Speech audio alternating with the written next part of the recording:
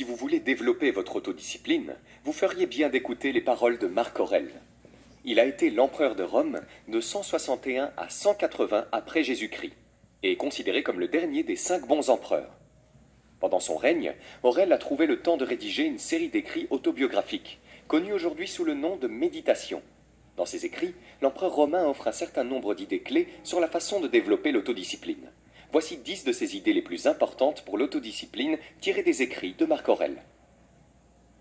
Numéro 1. L'autodiscipline commence par la découverte de votre objectif. Marc Aurèle dit « Je dois aller travailler, en tant qu'être humain. De quoi dois-je me plaindre si je dois faire ce pourquoi je suis né, ce pourquoi j'ai été mis au monde ? Ou est-ce pour cela que j'ai été créé, pour me blottir sous les couvertures et rester au chaud ?» Marc Aurèle croyait que nous avons tous un but, quelque chose pour lequel nous avons été créés. Il est de notre devoir de réaliser ce but, car c'est ce but qui nous fait sortir du lit chaque matin.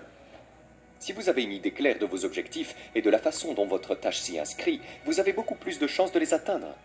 Par exemple, disons que vous avez un pneu crevé et que vous devez le changer. Votre objectif est clair, changer de pneu aussi vite que possible pour pouvoir continuer votre route. Vous allez accomplir cette tâche, quelle que soit la fatigue que vous ressentez. La plus grande source d'autodiscipline est d'avoir une raison d'accomplir la tâche. Si vous ne savez pas quoi faire, commencez tout simplement. Si vous voulez devenir un écrivain, écrivez tous les jours. Si vous voulez être un artiste, dessinez et créez tous les jours. Pour tout ce que vous voulez faire, vous n'avez pas besoin de motivation, de recherche ou de conseils supplémentaires. Commencez simplement à pratiquer ce qui vous intéresse et abordez chaque jour comme il vient. Car c'est votre objectif qui vous donnera un désir interne, une impulsion et une motivation pour vous propulser vers votre but. L'autodiscipline consiste à trouver des raisons impérieuses de faire quelque chose, puis à s'engager à mener cette tâche ou cette activité jusqu'au bout. Numéro 2. Comptez sur vous-même. Selon Marc Aurèle, vous devez transformer votre désir en pierre, apaiser vos appétits, garder votre esprit centré sur lui-même. Une fois que vous avez un objectif solide, il est temps maintenant de construire un plan d'action pratique pour vous aider à atteindre votre but. Vous ne devez pas seulement vous engager à atteindre vos objectifs, mais aussi accomplir toutes les petites actions que vous entreprendrez en cours de route pour atteindre ces objectifs. Nous devons nous engager pleinement à faire tout ce qu'il faut pour accomplir le travail, quels que soient les obstacles à franchir. L'autodiscipline est la capacité de se forcer à agir, à faire ce que l'on doit faire, quel que soit son état physique, mental ou émotionnel. Tout ce que vous voulez dans votre vie, tout ce que vous voulez avoir, être et faire, dépend de votre capacité à prendre les mesures nécessaires pour atteindre vos objectifs, que vous en ayez envie ou non. Vous pouvez commencer par élaborer un plan d'action efficace qui comprend une date limite pour la réalisation de votre objectif. Ce plan doit également être construit sur la base de mini-étapes qui décomposent votre objectif en morceaux gérables. Les mini-étapes vous permettront de travailler à l'atteinte du résultat souhaité par petits morceaux et par bloc de temps. Cette tactique vous met à la place du conducteur. Elle vous donne un sentiment de contrôle sur les tâches et les projets sur lesquels vous travaillez. Ce que vous essayez d'éviter en fin de compte, c'est de succomber à l'accablement. L'accablement peut rapidement déboucher sur la procrastination, et la procrastination peut ensuite conduire à la stagnation. Et bien sûr, là où il y a stagnation, l'autodiscipline ne peut exister. Numéro 3. Soyez actif tous les jours. Marc Aurèle dit « Tu dois construire ta vie action par action et être satisfait si chacune d'elles atteint son but autant que possible, et personne ne peut t'en empêcher. » Même après avoir eu un objectif solide et un plan pratique, 95% d'entre nous ne parviennent pas à atteindre leurs objectifs. Nous échouons parce que nous ne sommes pas cohérents. Nous devons être actifs chaque jour et y mettre du nôtre. Le simple fait de se présenter et de s'immerger dans son métier fait des merveilles pour l'endurance mentale. On se concentre et on accepte le processus ardu qu'il faut suivre pour réaliser quelque chose de grand. Vous devez consacrer d'innombrables heures de travail avant d'en récolter les fruits. L'autodiscipline n'est rien d'autre que l'habitude de la constance, la motivation de faire quelque chose encore et encore, jusqu'à ce que vous le fassiez en pilote automatique et que vous commenciez à avoir des résultats. Ainsi, même si vous échouez une fois, par exemple, si vous n'avez pas fait de sport alors que vous savez que vous auriez dû, cela ne définit pas votre caractère. C'est votre capacité à persévérer qui fait de vous une personne disciplinée et forte. Un mauvais jour ne doit pas nécessairement devenir une mauvaise semaine. Une mauvaise semaine ne doit pas devenir une mauvaise année. Dès que vous vous réveillez, rappelez-vous que le nouveau jour est une nouvelle vie. Et allez de l'avant en ouvrant les yeux et en vous concentrant sur ce qui se trouve devant vous, c'est-à-dire la vie elle-même. Numéro 4. Pratiquez l'épreuve volontaire. Selon les mots de Marc Aurèle, nous devrions nous discipliner dans les petites choses et à partir de là progresser vers des choses de plus grande valeur. Si vous avez mal à la tête, entraînez-vous à ne pas jurer. Ne jurez pas chaque fois que vous avez mal aux oreilles. Et je ne dis pas que vous ne pouvez pas vous plaindre, mais ne vous plaignez pas de tout votre être. L'épreuve volontaire est l'une des façons dont nous pouvons développer notre autodiscipline. L'épreuve volontaire signifie se mettre constamment à l'épreuve.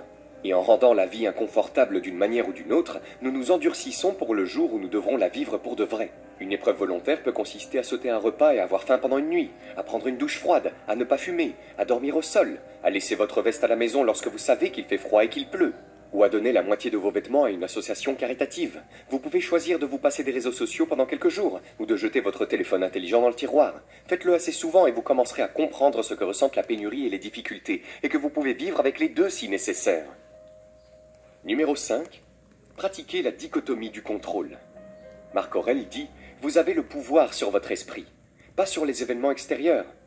Prenez-en conscience et vous trouverez la force. » Être angoissé, être dérangé par de petites choses instantanément est terrible pour la discipline.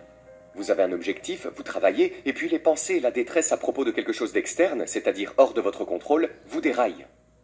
La meilleure chose que vous puissiez faire dans ces circonstances est d'appliquer la dichotomie du contrôle d'Épictète. Rappelez à vous-même ce qui est sous votre contrôle et ce qui est hors de votre contrôle. Si vous acceptez ce qui est hors de votre contrôle, vous connaîtrez la tranquillité. Référez-vous à la formulation suivante la prochaine fois que vous serez en détresse et distrait. Avez-vous un problème dans votre vie? Non? Alors ne vous inquiétez pas. Oui? Pouvez-vous faire quelque chose à ce sujet? Oui? Alors ne vous inquiétez pas. Non? Alors ne vous inquiétez pas. Numéro 6. Ne jouez jamais la victime. Selon les mots de Marc Aurèle, faites votre travail sans vous plaindre. Avez-vous dit l'une de ces choses? Je suis né comme ça. Je n'ai jamais appris quelque chose de différent. Mes parents ont donné un très mauvais exemple. Tout le monde le fait. Qu'est-ce que c'est? Des excuses que les gens utilisent pour justifier de rester comme ils sont au lieu de s'efforcer de devenir meilleurs. Vous devez assumer vos responsabilités. La mentalité du « pourquoi moi » est l'ennemi de la force mentale. Vous n'êtes peut-être pas fautif, mais votre vie dépend de votre capacité à déterminer ce qui est sous votre contrôle et à prendre ces choses en main. Vous devez vous entraîner à formuler ces choses de cette façon au lieu de vous apitoyer immédiatement sur votre sort. Il est certainement plus facile de rejeter la faute sur les autres lorsque quelque chose ne va pas, mais seuls ceux qui ont une certaine force mentale sont capables d'intervenir, même lorsque ce n'est pas de leur faute, et de redresser la barre. Soyez cette personne qui prend des mesures, et non celle qui détourne le regard et rejette la faute sur les autres.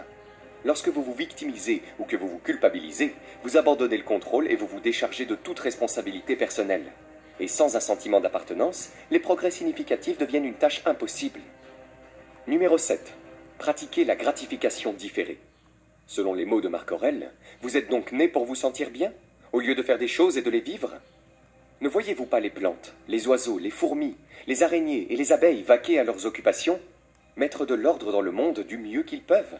Et vous ne voulez pas faire votre travail en tant qu'être humain? Pourquoi ne courez-vous pas pour faire ce que votre nature exige? La gratification différée implique la capacité d'attendre pour obtenir ce que vous voulez. Imaginez une fête de Noël d'entreprise où vous avez devant vous des plateaux d'aliments délicieux et tentants alors que vous essayez de perdre du poids. Si vous cédez et remplissez votre assiette de friandises grasses, vous risquez de faire dérailler votre régime, mais vous pourrez profiter d'un peu de gratification instantanée. Si vous parvenez à résister et passer la soirée à manger de la salade et à grignoter des bâtonnets de carottes, vous recevrez probablement une récompense encore plus grande en fin de compte, en perdant ces kilos superflus et en pouvant rentrer dans votre jean minceur préféré. Cette capacité à résister à la tentation et à s'en tenir à nos objectifs est souvent appelée autodiscipline, et le fait de retarder la gratification est souvent considéré comme un élément central de ce comportement. Nous repoussons ce que nous voulons maintenant pour pouvoir peut-être obtenir quelque chose d'autre de mieux plus tard. Numéro 8. Ignorez les opposants. Marc Aurèle dit « Lorsqu'un autre vous blâme ou vous déteste, ou que des gens émettent des critiques similaires, allez dans leur âme, pénétrez à l'intérieur et voyez quelle sorte de personnes ils sont. Tu t'apercevras qu'il n'y a pas lieu d'être angoissé à l'idée qu'ils aient une opinion particulière de toi. Chaque fois que vous sortez de la norme et que vous déclarez, ne serait-ce qu'à vous-même, que vous croyez avoir un but spécial dans la vie et que vous allez faire tout ce qu'il faut pour l'atteindre, vous attirerez les récalcitrants. Les opposants sont les personnes qui critiquent, s'opposent à quelque chose ou s'opposent à votre personne. Les opposants aiment dire non. Ils vous aiment peut-être, mais ils ont peur du progrès. Alors ils sont contre tout, et leurs opinions sont tout simplement terribles pour votre autodiscipline. Vous devez réaliser que vous permettre d'être contrarié par l'opinion de quelqu'un que vous ne connaissez pas ou que vous ne respectez pas est aussi stupide que de s'inquiéter de la météo. C'est un gaspillage d'énergie. Leur voix ne mérite pas d'être entendue. Ne confiez pas votre tranquillité d'esprit à des personnes extérieures qui peuvent la perturber à leur guise. Vous devez rechercher activement les commentaires honnêtes de ceux que vous respectez. Mais si quelqu'un a l'habitude de dire du mal de vous, ignorez-le. Numéro 9. Trouvez des personnes sages à imiter. Marc Aurèle dit « Il sera même utile de fréquenter des hommes de bonne réputation, afin de modeler votre vie sur la leur, que vous choisissiez quelqu'un de vivant ou du passé. » Il est temps maintenant de regarder vers l'extérieur pour trouver des réponses qui vous aideront à renforcer votre autodiscipline. Plus précisément, identifions des modèles de vie à suivre. Vos modèles peuvent être vos amis, votre famille, vos collègues qui ont déjà atteint l'objectif que vous vous êtes fixé. Posez-vous la question. Qui fait cela en ce moment? Qui a atteint cet objectif avec succès? Qui a réussi à maîtriser cette habitude? Qui a réussi à effectuer ce changement? Qui a l'autodiscipline nécessaire dans ce domaine? Et que puis-je apprendre de cette personne qui puisse m'aider dans mon cheminement? Prenez le temps de demander à ces personnes comment elles se sont disciplinées. Demandez-leur comment elles ont mené à bien des actions spécifiques qui leur ont permis d'atteindre le résultat souhaité. Ensuite, utilisez leur expérience pour vous aider à vous discipliner tout au long de votre propre parcours. Numéro 10. Passez honnêtement en revue votre journée. Selon Marc Aurèle, voici les caractéristiques de l'âme rationnelle. Conscience de soi, examen de soi et détermination personnelle. Elle recueille sa propre récolte, elle réussit dans son propre but.